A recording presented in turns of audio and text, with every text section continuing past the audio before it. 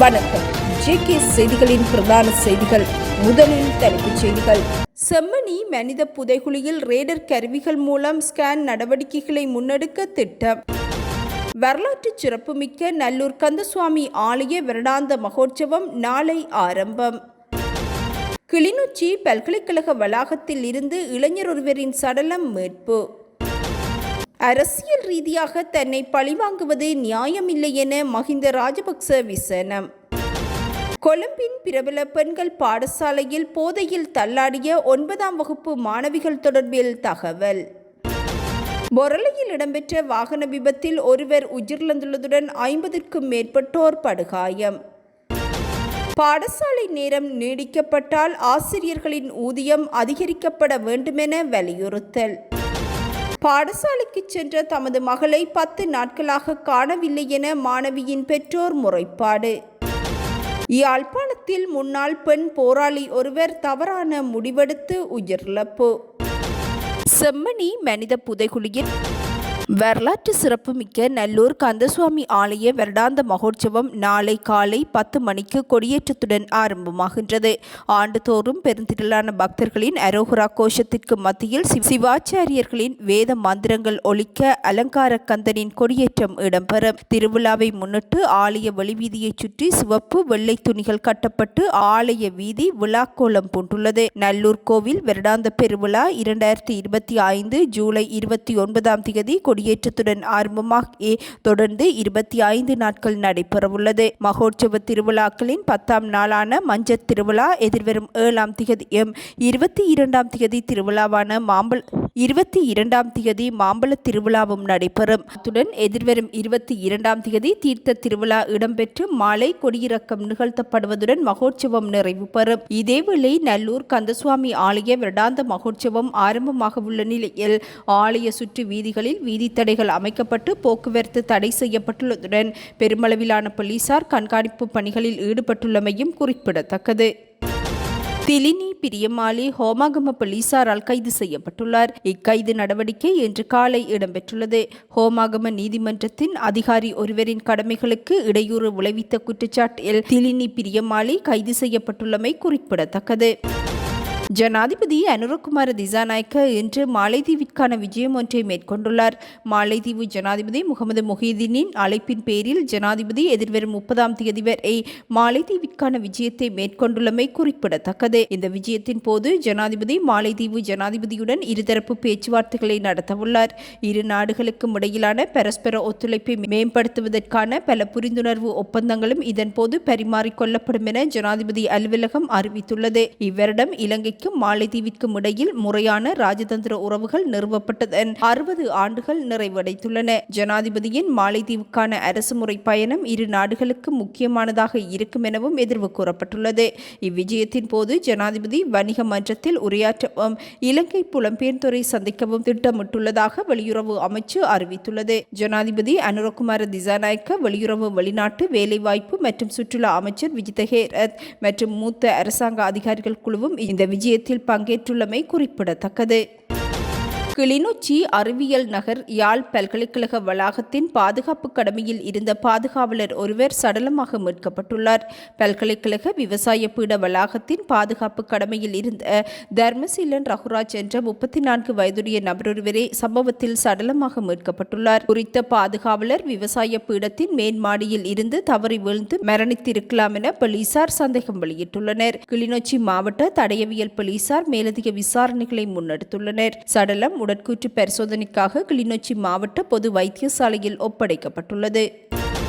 கொழும்பின் புறநகர் பகுதியில் ஃபேஸ்புக் மூலம் ஒழுங்கு செய்யப்பட்ட போதைப்பொருள் விருந்து ஒன்று சுற்றி வளைக்கப்பட்டதில் 21 இளைஞர்கள் கைது செய்யப்பட்டுள்ளனர். கடுவெல வெளிவிட்ட பகுதியில் வைத்தே இவர்கள் கைது செய்யப்பட்டதாக போலீசார் தெரிவித்துள்ளனர். சந்தேக நபர்கள் நாட்டிற்கு வரி இல்லாமல் இறக்குமதி செய்யப்பட்ட சிகரெட்டுகள் மற்றும் போதைப் பொருட்களுடன் கைது செய்யப்பட்டதாகவும் போலீசார் சுட்டிக்காட்டியுள்ளனர். 22 வயது முதல் 27 வயதிற்கு இடைப்பட்டவர்களே இவ்வாறு கைது செய்யப்பட்டுள்ளதுடன் பல்வேறு பகுதிகளிலும் கொழும்பை சுற்றியுள்ள பகுதிகளிலும் வசிப்பவர்களே இவ்வாறு கைது செய்யப்பட்டதாகவும் கடுவெல போலீசார் தெரிவித்துள்ளனர்.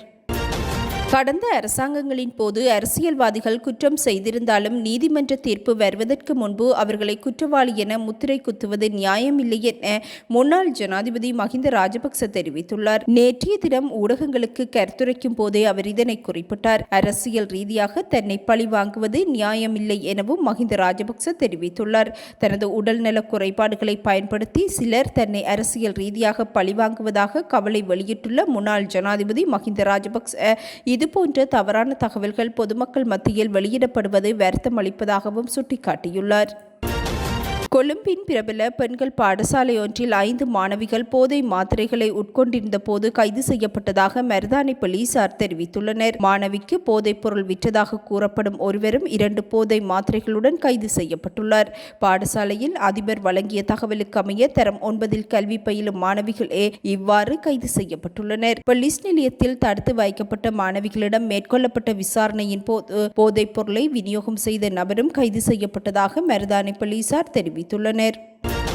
மாத்தளையில் 2 குழுக்களுக்கிடையில் ஏற்பட்ட மோதலில் இளைஞர் ஒருவர் படுகொலை செய்யப்பட்டுள்ளார். பலாபத்வெல பகுதியில் உள்ள ஒரு வீட்டில் இரு தரப்பினரிடையே நேற்று ஏற்பட்ட வாக்குவாதம் வன்முறையாக மாறியது. இதன்போது ஒருவர் கொல்லப்பட்டுள்ளதுடன் உயிரிழந்தவர் மாத்தளை பலாபத்வெல பகுதியைச் சேர்ந்த 18 வயதுடைய இளைஞர் எனவும் போலீசார் தெரிவித்துள்ளனர். 4 பேர் கொண்ட இளைஞர்கள் வீடொன்றிற்கு சென்று அங்கிருந்த வீட்டுக்காரர்களுடன் வாக்குவாதத்தில் ஈடுபட்டனர்.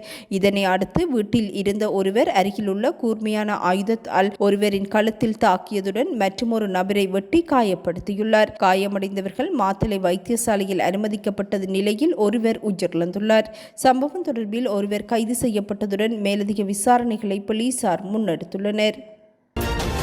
இனிய பாரதியின் சகாவான தொப்பி மனாப் என்று அழைக்கப்படும் திருக்கோவில் பிரதேச சபையின் முன்னாள் உறுப்பினரான சி விக்னேஸ்வரன் குற்றப்புலனாய்வாளர்களினால் கைது செய்யப்பட்டுள்ளார். அம்பாறை மாவட்டத்தின் சில பகுதிகளில் கடந்த காலத்தில் இனிய பாரதி தலைமையில் தமிழ் மக்கள் விடுதலை புலிகள் கட்சியினரால் இயக்கப்பட்டு வந்த முகாம்கள் மற்றும் மயானங்களில் 2 தினங்களாக குற்றப்புலனாய்வாளர்கள் சோதனை நடவடிக்கைகளை முன்னெடுத்திருந்த நிலையில் நேற்று மாலை தொப்பி மனாப் கைது செய்யப்பட்டதாக போலீசார் தெரிவித்துள்ளனர். அம்பாறை திருக்கோவில் பிரதேச சபை முன்னாள் தவிசாளர் உதயகுமார் துப்பாக்கியால் சுட்டு படுகொலை செய்யப்பட்ட சம்பவம் உட்பட 2005-2008 ஆண்டிற்கிடையில் கிழக்கு மாகாணத்தில் இடம்பெற்ற கொலைகள், கடத்தல்கள், காணாமற் போனோர், துப்பாக்கிகளை பயன்படுத்துதல், சித்திரவதை கூடங்களை நடத்துதல், மிரட்டி பணம் பறித்தல் போன்ற சம்பவங்களுடன் தொடர்புடைய தமிழ் மக்கள் விடுதலை புலிகள் கட்சியைச் சேர்ந்த இனிய பாரதி என்று அழைக்கப்படும் கிழக்கு மாகாண சபையின் முன்னாள் உறுப்பினர் கே. புஷ்பகுமார் மற்றும் அவரது சகாவான சசீந்திரன் தவசீலன் ஆகியோர் கடந்த 6ஆம் தேதி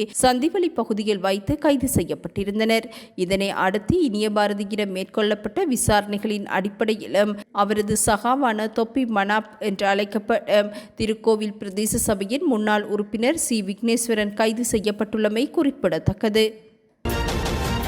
யாழ்ப்பாணத்தில் 10 நாட்களாக தமது மகள் காணாமற் போனமை தொடர்பில் இதுவரை போலீசார் எந்தவொரு நடவடிக்கையையும் மேற்கொள்ளவில்லை என பாதிக்கப்பட்ட பெற்றோர் கவலை வெளியிட்டுள்ளனர். யாழ் பிராந்திய மனித உரிமைகள் ஆணைக்குழு ஆணையாளரிடம் தமது மகளை கண்டுபிடித்து தருமாறும் பாதிக்கப்பட்ட பெற்றோர் கோரிக்கை விடுத்துள்ளனர். யாழ்ப்பாணத்தில் பாடசாலைக்கு சகோதரனை ஏற்றச் சென்ற மாணவி 10 நாட்களாகியும் வீடு திரும்பவில்லை என பெண்ணின் தாயார் போலீசில் முறைப்பாடு செய்துள்ளார். யாழ்ப்பாணம் செல்லர் வீதியில் வசிக்கும் 17 வயதுடைய மாணவி பிரதீபன் விகாஷினி என்பவரை கடந்த 15ஆம் தேதியிலிருந்து காணவில்லை எனவும் அவரது தாயார் தெரிவித்துள்ளார்.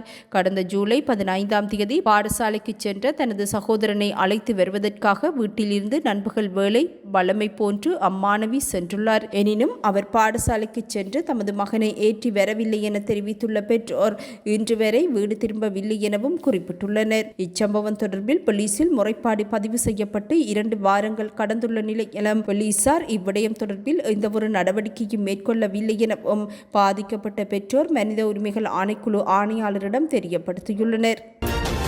அரசாங்கம் பாடசாலை நேரத்தை 30 நிமிடங்கள் நீடிக்க நடவடிக்கை எடுத்தால் அது ஆசிரியர்களுக்கு மேலதிக கடமைகள் மற்றும் பொறுப்புகளை ஏற்படுத்தும் எனவும் அதற்கேற்ப ஊதிய உயர்வு வழங்கப்பட வேண்டும் எனவும் இலங்கை சுயாதீன ஆசிரியர் சேவை சங்கம் வலியுறுத்தியுள்ளது. இந்த முன்மொழிவு தொடர்பில் கருத்து வெளியிட்டுள்ள அச்சங்கத்தின் பொதுச் செயலாளர் சாந்திமால் விஜயரத்ன 30 நிமிடங்கள் நீட்டிப்பது மாதாந்திர சேவை காலமான 20 நாட்களில் 10 மேலதிக சேவை நேரங்களை சேர்க்கும். எனவே இது ஆசிரியர்களின் ஊதியத்தை நேரடியாக பாதிக்கும் ஒரு விடயம் என தெரிவித்துள்ள அவர், தொடர்புடைய முன்மொழியப்பட்ட திட்டம் கற்பித்தல் நேரத்தை நீட்டித்தால் ஆசிரியர்களின் ஊதியம் நியாயமான முறையில் அதிகரிக்கப்பட வேண்டும் என குறிப்பிட்டுள்ளார். கல்வி அமைச்சகம் ஆசிரியர்களின் தொழிற்சங்கங்களுடன் கலந்தாலோசித்து இதனை செயற்படுத்த வேண்டும் எனவும் அவர் வலியுறுத்தியுள்ளார்.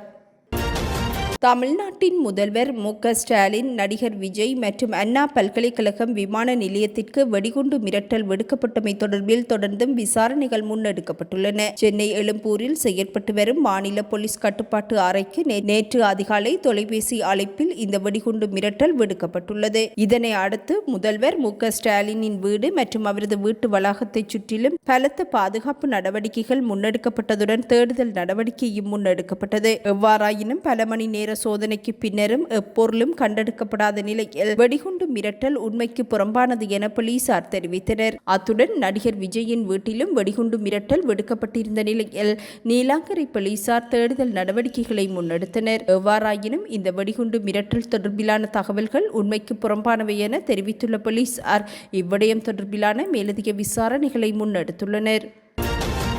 அடுத்த பிரதான செய்திகளை நாளை எதிர்பாருங்கள். வணக்கம்.